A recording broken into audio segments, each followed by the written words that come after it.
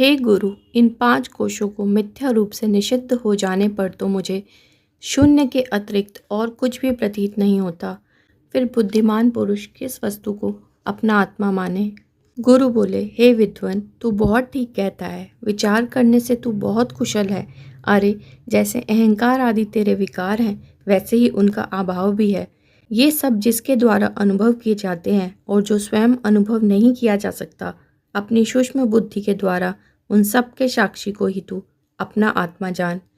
जिसके द्वारा जो जो अनुभव किया जाता है, वह सब उसी के साक्षित्व में कहा जाता है। बिना अनुभव किए पदार्थ में किसी का भी साक्षी होना नहीं माना जाता। अपना तो यह आत्मा स्वयं ही साक्षी है, क्योंकि यह स्वयं अपने आप से ही अनुभव किया जाता है। इसलिए इससे परे कोई और अपना साक्षात अंतरात्मा नहीं है।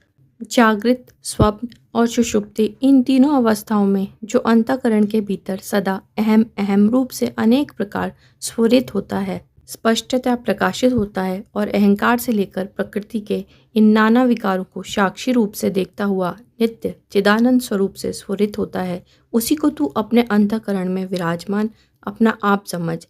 जिस प्रकार मूढ़ पुरुष घड़े के जल में प्रतिबिंबित सूर्य बिंब को देखकर उसे सूर्य ही समझता है, उसी प्रकार उपाधि में स्थित चिदाभास को अज्ञानी पुरुष ब्रह्म से अपना आप ही मान बैठते हैं। विद्वान पुरुष घड़ा, जल और उसमें स्थित सूर्य का प्रतिबिंब, इन सब को छोड़कर जैसे इन तीनों के प्रकाशक उनके पृथक और स्वयं प्रकाश रूप सूर्य को देखता है, उसी प्रकार देह, बुद्धि और चिदाभास, इन तीनों को छोड़कर बुद्धि गुहा में स्थित साक्षी रूप इस आत्मा को अखंड बोध स्वरूप, सबके प्रकाशक और सत असत दोनों से भिन्न, नित्य, विभु, सर्वगत, सूक्ष्म, भीतर बाहर के भेद से रहित और अपने आप से सर्वथा अभिन्न इस आत्मा को भली भांति अपना निज रूप जानकर पुरुष पाप रहित, निर्मल और अमर हो जाता है।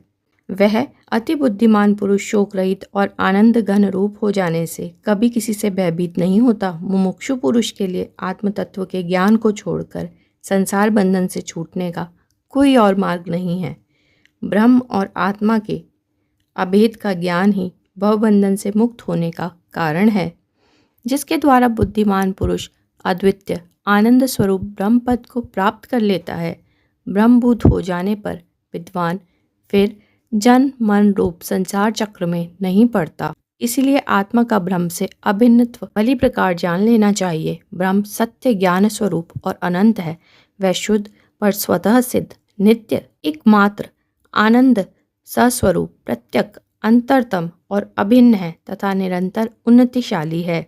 यह परमाद्वैत ही एक सत्य पदार्थ है, क्योंकि इस स्वात्मा से अतिरिक्त और कोई वस्तु है ही नहीं। इस परमार्थ तत्व का पूर्ण बोध हो जाने पर और कुछ भी नहीं रहता। यह संपूर्ण विश्व जो अज्ञान से नाना प्रकार का प्रतीत हो रहा है, समस्त भावनाओं के दोष से रहित अर्थात निर्विकल्प ब्रह्म ही है। मिट्टी से अलग घड़े का रूप कोई भी नहीं दिखा सकता, इसलिए घड़ा तो मोह से ही कल्पित है।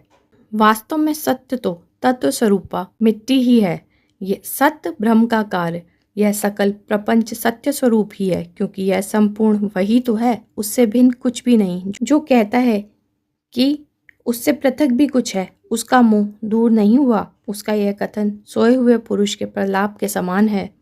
यह संपूर्ण विश्व ब्रह्म ही है, ऐसा अति श्रेष्ठ अथर्व श्रुति कहती है।